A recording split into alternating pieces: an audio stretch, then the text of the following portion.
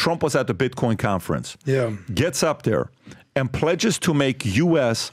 the crypto capital of the planet, okay? Of the planet during speech at world's largest Bitcoin conference, okay? At world's largest Bitcoin conference, he's given this message. Rob, if you got the clip, just play the clip. Let it grow. On day one, I will fire Gary Gensler and appoint a new SEC chairman.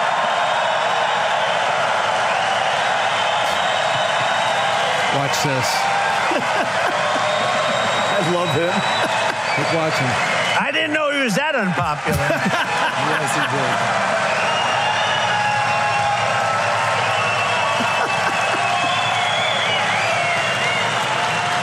Well, I didn't know he was that unpopular.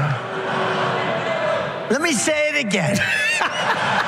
On day one, I will fire Gary Gensler. Whoa.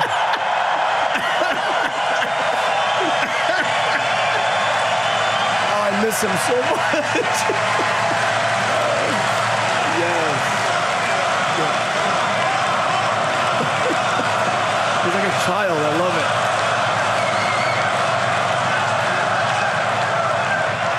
Let me read some more things he said. He said, there will never be a CBDC while I'm president. That's very big for these guys.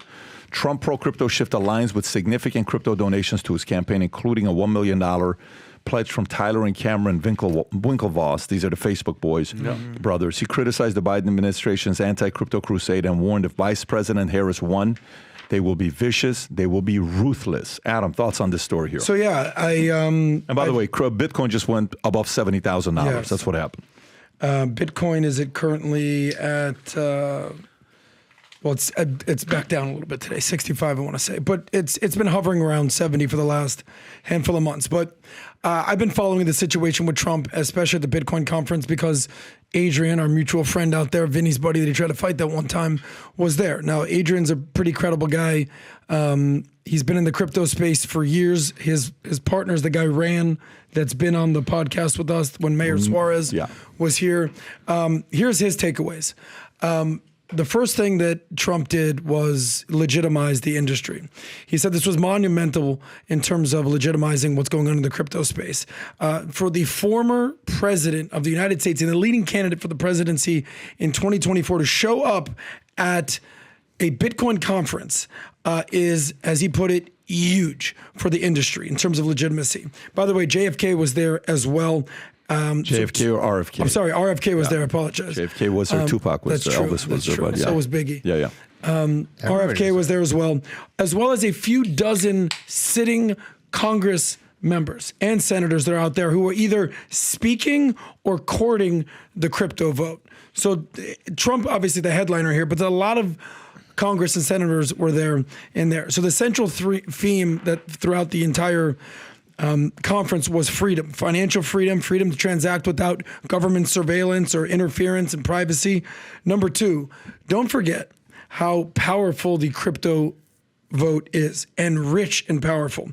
They're a political force. They've donated to hundreds of millions of dollars in terms of lobby. I think Trump said there's 175 million people all around the world that hold crypto, 50 million in the United States alone who are connected to crypto in some way or shape or form. He said, pocketbook issues, the famous quote, it's the economy, stupid. Crypto is freedom, financial freedom, and people vote with their pocketbook issues. So all those people there are going to be trending towards Trump. The big banks, by the way, BlackRock was there, their spot ETF that they put out right there, as well as other major banks that are basically courting the vote. So, and this is all irrespective of Trump. Now, regarding Trump's speech, here's the takeaway that I heard. So there was the good and bad. The symbolism of him showing up, speaking, fire Gary Gensler, this is what we're going to do, was actually fantastic. Now, they make 200, there's just some of the points that they brought out there that RFK and Trump both talked about into the policy perspectives. So the U.S. holds, they're encouraging the U.S. to hold 200,000 Bitcoin as a strategic reserve asset, just like we have, I think, 20% of the world's gold reserve currency here in the United States. That's what they're basically encouraging to do from a policy perspective. That's what they're aiming to do. You know what El Salvador has done with. So then there's the, some of these big guys, especially the BlackRocks of the world or the big peoples or the Michael Saylors of the world, they're like, well, it was kind of like a Trump rally-esque type of thing. That's not what they're basically here for. So they sort of had a lackluster response to his rally-esque sort of rhetoric. But at the end of the day, this was monumental for Trump. This was monumental for the crypto industry. And do you want to know why it was so compelling? Because the next day, leading Democratic candidates basically said, guys, wake up, we're going to lose this vote. And they put out a response and they said to the DNC chair, Jamie Harrison, he said, the Democratic Congress members put out a policy proposal the day after the Trump speech calling for the DNC to wake up and embrace crypto industry or we're going to lose this vote. So Trump beat them to their game. Here it is. Pro-crypto Dems press DNC Harris team reaches out for the industry. So they're basically saying, listen, if you can't beat them, join them. Trump's ahead of the game. I think RFK spoke last year as well. I said this 2 years ago that the crypto community is a political party, period. You have to look at the crypto community as a political party. They're essentially, you're getting libertarians and independents and some people that are Dems and Republicans that love crypto. It's a very important community. It's just going to get bigger and more powerful, and they're going to age because they're young right now. If you were to look up the average age of a crypto owner, what is the average age of a Bitcoin owner? I don't know. Type in 3 years old, maybe? No. It's going to be 38, 35. 35. Nearly. Does it show you the average age? 42 years 42? old. Okay, that makes sense. So 20 years old. The average age of cryptocurrency owners are 42 years old. However, other studies have found different age demographics of crypto owners. Gemini report found that 33.1% of crypto owners are between 25 to 34. Yeah. Okay, good. 27 and a half are 18 to 24. 24% are 35 to, okay, so check this out. That's the best way to look at it, Vinny. 60% of crypto owners are 18 to 34 years old. 60%. Are 18 to, so that 42 number kind of throws it off. A Forbes Advisor survey of UK investors found that those age 18 to 34 are twice as much likely to own crypto than those 35. Exactly. That's 64 to whatever, 30% is going to be on the other side. A Policy Genius survey found that 20% of Gen Zers own cryptocurrency compared to 18% who own stocks. They own more crypto than they own stocks. Whoever wins this early, this community early, 5, 10, 20, 30 years from now, this could be like Dems owning the black vote. Like the way Dems owned the black vote since 1964, and the blacks are still owned by the Democratic side that keep owning their vote until they choose to change it.